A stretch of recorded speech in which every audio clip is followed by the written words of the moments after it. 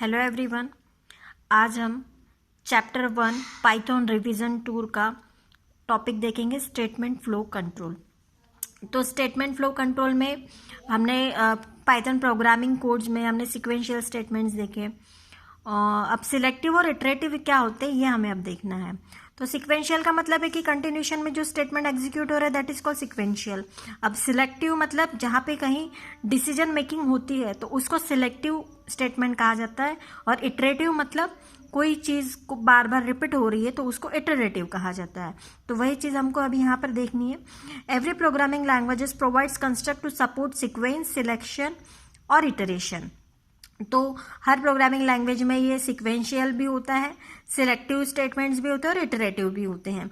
तो conditional statements क्या है? A conditional statement in set which is executed on the basis of the result of the condition. किसी condition पर ये based होते हैं ये कंडीशनल स्टेटमेंट। तो a loop is a statement set which is executed repeatedly. Loop क्या है? किसी भी चीज़ को रिपीटेडली कंटिन्यूसली हमको करना है तो उसके लिए लूपिंग यूज होगी until the end condition is satisfied, जब तक कि कंडीशन सेटिस्फाइड नहीं होती। उसके बाद में कंपाउंड स्टेटमेंट क्या है? तो कंपाउंड स्टेटमेंट का मतलब है कि represent a group of statements. मतलब इस स्टेटमेंट की ये एक हेडर लाइन कही जाएगी और उसके बाद में जो नंबर ऑफ स्टेटमेंट्स होंगे वो ग्रुप ऑफ स्टेटमेंट्स कहलाएंगे इस कंपाउंड स्टेटमेंट के अंदर, है ना।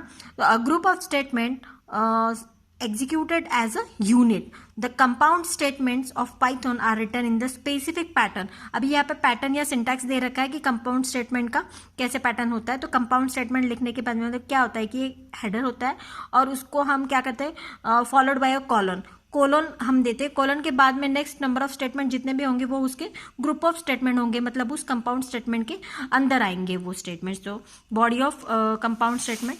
Now here the conditional and the loops are compound statement. तो कंडीशनल स्टेटमेंट जो भी होंगे या फिर लूप जो होंगे उसको कंपाउंड स्टेटमेंट कहते हैं। And they contain other statements. तो नंबर ऑफ स्टेटमेंट्स वो भी कंटेंट करते हैं ब्लॉक के अंदर। For all compound statement following point hold. अब कौन से पॉइंट होंगे? तो पहला पॉइंट है कि the content statement are not written in the same column as the control statement. तो कंट्रोल स्टेटमेंट के सेम कॉलम में नहीं, आपको भी पता है कि आप इंडेंटेशन देख के ही नेक्स्ट के ब्लॉक का जो स्टेटमेंट है वो आप स्टार्ट करते हैं। Rather they intended to the right and together they are called block. The first line of a compound statement its header contains the colon at the end of it. हर एक compound statement के and में हम colon देते हैं। यहाँ पे कुछ ब्लॉक ऑफ प्रोग्राम यहाँ पर दिया हुआ है। तो इस प्रोग्राम में क्या है कि दो नंबर एक्सेप्ट कराए जा रहे हैं जो कि इंटीजर में कन्वर्ट हो रहे हैं, num1 एंड num2 में। अब यहाँ पे एक आपका इफ कंडीशन लगाया है, ये आपका एक कंपाउंड स्टेटमेंट है और देखिए यहाँ पे कॉलन भी है। तो यहाँ कंडीशन में क्या चेक हो रहा है कि num2 इज लेस देन इस नंबर। अगर ये कंडीशन ट्रू होगा तो ये कोड एग्जीक्यूट करेगा। कोड एग्जीक्यूट में करना क्या है इसने, टी में num2 मल्टीप्लाई करेगा, टी में स्टोर करेगा, उसके बाद में टी में +10 ऐड करेगा। Then it will print the num2, num1 and value of the T. After that simple statement. तो सिंपल स्टेटमेंट क्या होते हैं कि नॉर्मली जो भी स्टेटमेंट हम लिखते हैं एग्जीक्यूट करते हैं वो सिंपल स्टेटमेंट होते हैं। Compound statement are made of simple statement and a single executable statement is a simple statement in Python. It can be anything. Now empty statement, you know what is the empty statement?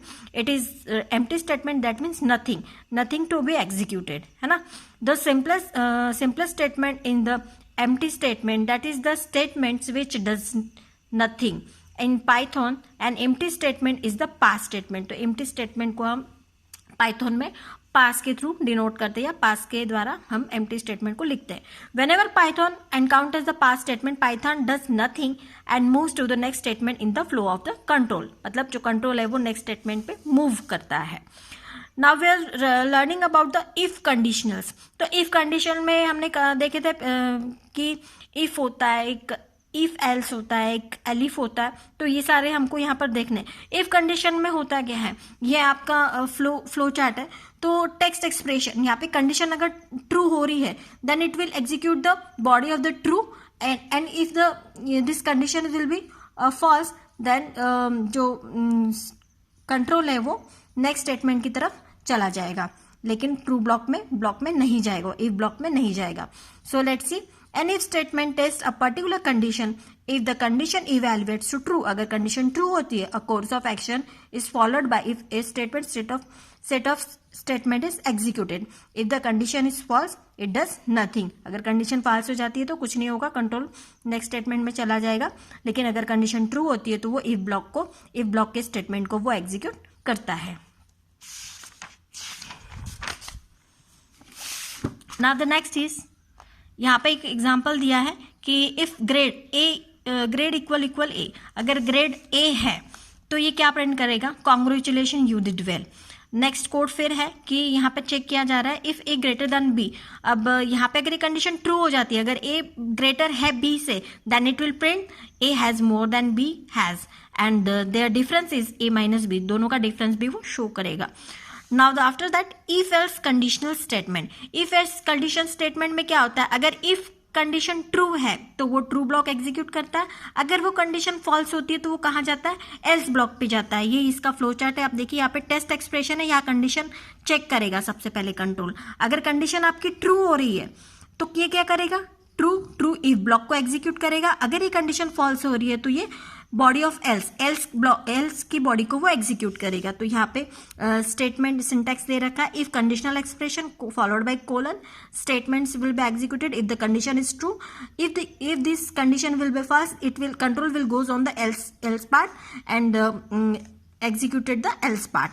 For example, consider the following code fragment using if else conditional. यहाँ पे एक छोटा सा example दिया है कि ए की value जो है वो ग्रेटर देन और इक्वल टू 0 है क्या. अगर ये कंडीशन ट्रू हो रही है तो ये क्या प्रिंट करेगा, ए इज 0 पॉजिटिव नंबर. या फिर अगर ये कंडीशन फॉल्स होती है तो ये कहाँ जाएगा, एल्स ब्लॉक में जाएगा और ये क्या प्रिंट करेगा, A is negative number. Condition false कब होगी, जब ए की वैल्यू 0 से लेस हो जाएगी, है ना. उसके बाद में इफ एलिफ कंडीशनल स्टेटमेंट, इसको हम लैडर भी कहते हैं. मोस्टली जो अपने ट्रेडिशनल प्रोग्रामिंग लैंग्वेज में इसको लैडर्स के नाम से बोला जाता है कि एक के बाद में कंडीशन चेक करता है, तो इसको लैडर्स के फॉर्म में करता है ये. यहाँ पे देखिए तो यहाँ पे कौन से Python provides if elif and if elif else statement. तो यहाँ पर कुछ सिंटैक्स दे रखा है. ये इफ एलिफ का सिंटैक्स है, इफ कंडीशन एक्सप्रेशन, ये कंडीशन ट्रू होती है तो ये वाली स्टेटमेंट एग्जीक्यूट करेगा. अगर ये कंडीशन फॉल्स हो रही है तो कहाँ जाएगा, ये एलिफ पे जाएगा. अगर ये कंडीशन ट्रू होती है तो यहाँ के स्टेटमेंट एग्जीक्यूट करेगा, और ये भी अगर ट्रू नहीं हो रही है तो ये नेक्स्ट स्टेटमेंट पे कंट्रोल चला जाएगा. लेकिन इफ एलिफ एल्स में क्या होता है कि पहले ये इफ की कंडीशन चेक करेगा, अगर ये ट्रू हो गई तो एग्जीक्यूट करेगा. अगर ये ट्रू नहीं हो रही तो कहाँ जाएगा, एलिफ पे जाएगा. ये ट्रू हो रही है तो यहाँ पे एग्जीक्यूट करके बाहर निकल जाएगा. अगर ये भी ट्रू नहीं हो रही तो कहाँ जाएगा, फिर एंड में वो एल्स पार्ट पे जाएगा, एल्स पार्ट के स्टेटमेंट वो एग्जीक्यूट करेगा. Here are the simple example depends on the if elif or else statement. So let's see here. If runs greater than equal to 100, then if this condition will be true, then it will print the batsman scored a century. अगर ये condition true नहीं होती तो ये कहाँ पर जाएगा, elif part पे जाएगा. तो ये फिर कंडीशन चेक करेगा कि runs greater than equal to 50 है क्या. अगर ये कंडीशन ट्रू हो जाती है तो ये प्रिंट कर देगा बैट्समैन स्कोर्ड अ 50. अगर ये कंडीशन तब भी ट्रू नहीं हो रही है तो ये कहाँ पर जाएगा, एल्स पार्ट पे जाएगा. Then it will print the batsman has neither scored a century not a 50. फिर अगेन यहाँ पे कुछ छोटा सा कोड है इसी पर बेस्ड, इफ एलिफ एल्स पर, कि नम को चेक कर रहे हैं, नम अगर लेस देन 0 है क्या. अगर लेस देन 0 है that means it will print the negative number. अगर ये कंडीशन ट्रू नहीं हो रही है तो ये नेक्स्ट स्टेटमेंट पे जाएगा, नेक्स्ट एलिफ पे जाएगा, फिर चेक करेगा कि नम की वैल्यू इक्वल 0 है क्या. अगर ये ट्रू हो रही है तो ये प्रिंट करेगा. अगर ये भी ट्रू नहीं हो रहा तो कहाँ पे जाएगा, एल्स पे जाएगा. फिर ये क्या प्रिंट करेगा, it is a positive number. Here the another example. यहाँ पे नम की वैल्यू को एक्सेप्ट कर रहे हैं यूजिंग इनपुट स्टेटमेंट, और यहाँ पे कंडीशन दे दी है कि जो भी वैल्यू एंटर करनी है वो 0 से तो 999 के रेंज में होनी चाहिए, है ना. अब यहाँ पे चेक कर रहे हैं कि नम की वैल्यू लेस देन 0 है क्या. अगर एक कंडीशन ट्रू हो रही है तो सीधे क्या स्टेटमेंट शो करेगा वो, कि ये वैलिड रेंज आपकी ये है और आपने जो एंट्री की है वो इनवैलिड एंट्री है. उसके बाद में अगर ये कंडीशन ट्रू नहीं होती, मतलब यहाँ पे वो चेक करेगा कि नम आपका वो लेस देन 10 है क्या. अगर लेस देन 10 है तो मतलब क्या है, ये सिंगल डिजिट नंबर है. आपने कौन सा डिजिट एंटर किया, सिंगल डिजिट नंबर एंटर किया है.